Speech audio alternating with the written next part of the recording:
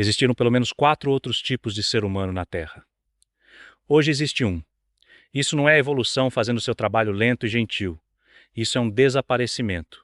4 espécies sumidas numa janela de tempo relativamente curta, bem na época em que os nossos ancestrais começaram a aparecer em todos os lugares onde elas viviam.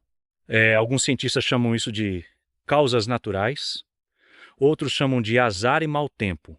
E alguns olham para a cronologia, olham para quem chegou pouco antes de cada uma delas desaparecer e em voz baixa usam uma palavra diferente. A gente não é só o sobrevivente dessa história. A gente pode ser o suspeito. Mas antes de falar do que aconteceu, é preciso entender o que estava ali para desaparecer.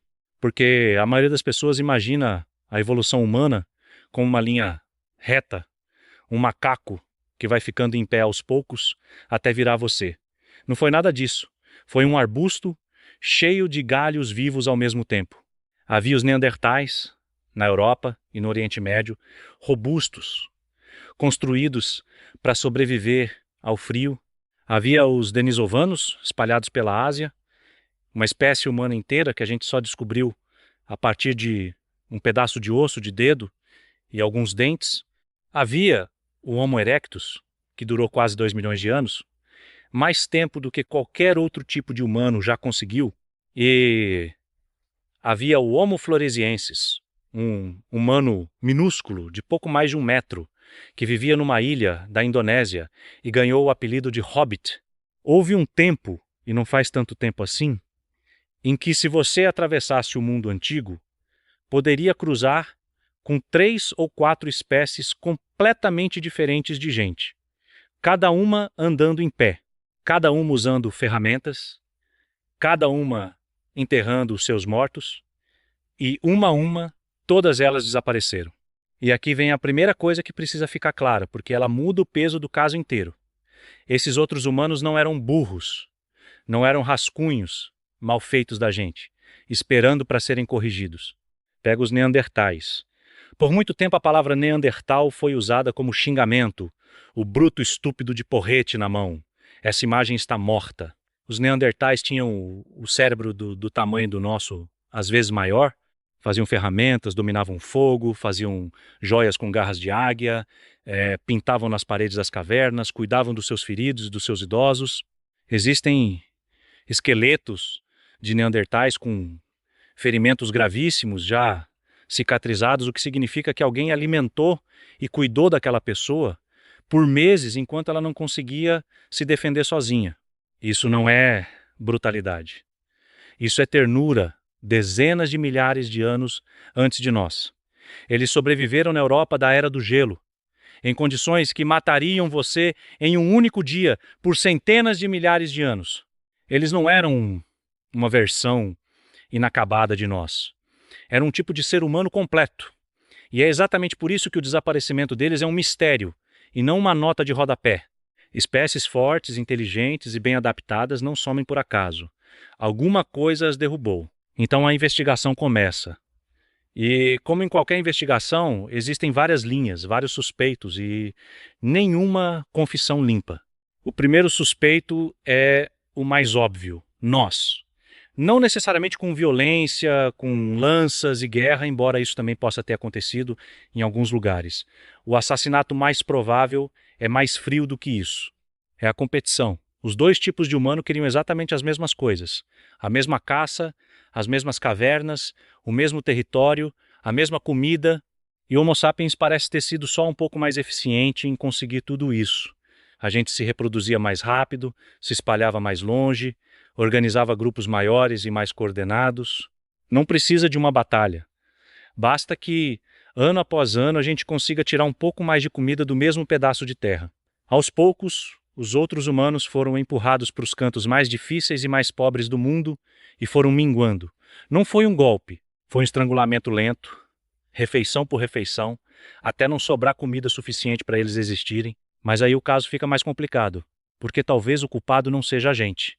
Talvez seja o clima. Durante a época em que os neandertais desapareceram, o mundo passava por mudanças violentas de temperatura. A Era do Gelo não era um frio constante. Era um caos, com períodos de frio brutal, alternando com aquecimentos bruscos, às vezes em poucas gerações. Os Neandertais eram especialistas em um tipo específico de mundo, com corpos atarracados e fortes, perfeitos para caça de perto em florestas geladas. E quando o ambiente mudava embaixo dos pés deles, mais rápido do que eles conseguiam se adaptar, a população deles, que já era pequena, encolhia ainda mais. Pode ser que a gente não tenha derrotado ninguém. Pode ser que o planeta tenha feito quase todo o serviço e a gente só estava ali por sorte, mais espalhado e mais flexível quando a poeira baixou. E tem um detalhe que torna isso ainda mais sombrio. Eles já eram poucos, os Neandertais nunca foram uma multidão. Viviam em grupos pequenos, espalhados, com pouquíssima variedade genética entre si. Uma espécie assim vive sempre por um fio. Bastam algumas décadas ruins, algumas doenças, alguns invernos longos demais, e o número de nascimentos cai abaixo do número de mortes. E quando isso acontece por tempo suficiente, não tem volta. Não precisa de uma catástrofe para extinguir uma espécie. Basta que ano após ano nasçam menos do que morrem, até sobrar um. E depois desse, nenhum. Talvez ninguém tenha matado os outros humanos. Talvez eles tenham simplesmente se apagado, devagar, no escuro. Mas aqui vem a virada que mais surpreende as pessoas, e ela complica o caso de um jeito estranho. Os outros humanos não desapareceram completamente. Porque a gente não só viveu ao lado deles, a gente se encontrou com eles. E quando se encontrou, fez o que humanos fazem. Se a sua ascendência vem de qualquer lugar fora da África, você está carregando, neste exato momento, uma pequena porcentagem de DNA Neandertal dentro do seu corpo. Está no seu genoma. Se as suas raízes vêm de partes da Ásia ou do Pacífico, você pode carregar também DNA denisovano, daquela espécie da qual a gente mal tem ossos. Dezenas de milhares de anos atrás, os seus ancestrais diretos e os membros de uma espécie humana completamente diferente se encontraram, tiveram filhos, e a linhagem deles desce ininterrupta até chegar em você. Os outros humanos não sumiram por inteiro. Parte deles continua aqui.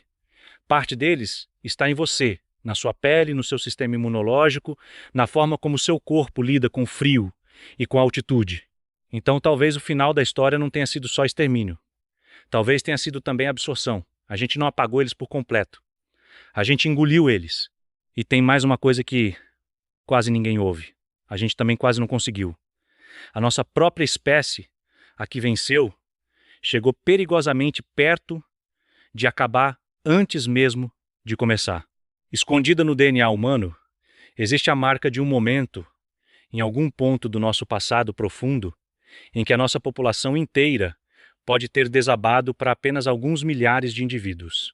Todo o futuro da humanidade, cada pessoa que um dia iria existir, dependeu de um grupo minúsculo e espalhado de sobreviventes, agarrados à vida em algum canto da África. A gente não era uma espécie poderosa varrendo o planeta.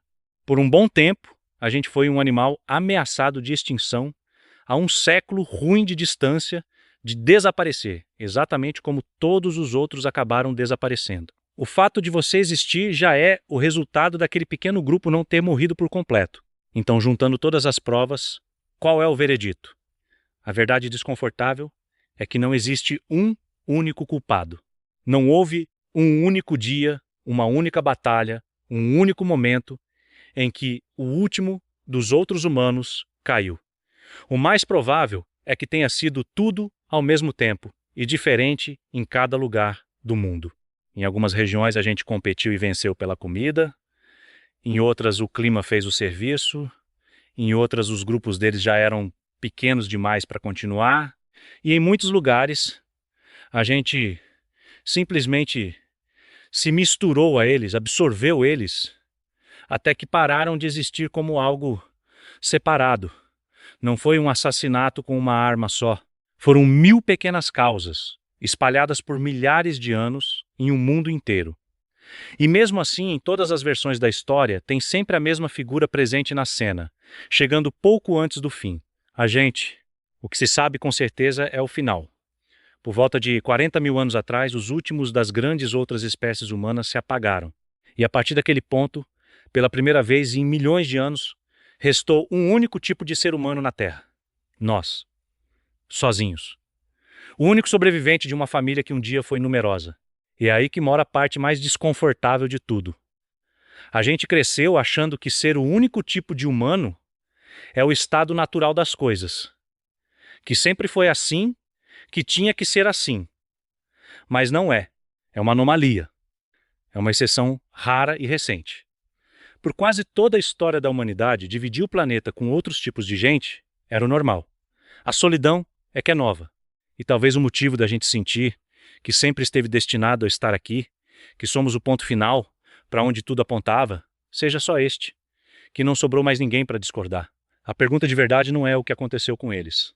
A pergunta de verdade é: por quê? De todos eles, de todos os tipos de ser humano que eram tão inteligentes, tão capazes e tão reais quanto a gente, fomos justamente nós os que sobramos. E se a gente realmente foi só o sobrevivente sortudo dessa história, ou se foi outra coisa.